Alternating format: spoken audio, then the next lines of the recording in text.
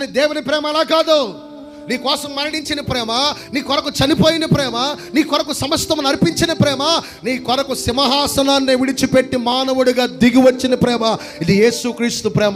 ఆ మాట పక్కన వాళ్ళకి చెప్పండి, యేసయ్య నిన్ను ప్రేమిస్తాడని చెప్పండి ఒకసారి. బైబిల్ చెప్తుంది ప్రేమ అనేకమైన దోషాలను కప్పుతుందంట. పగ రేపుద్ది. ఇంకా యేసయ్య ప్రేమించాడు కాబట్టి నిన్ను నన్ను చెప్పండి క్షమించాడు, క్షమించలేదా?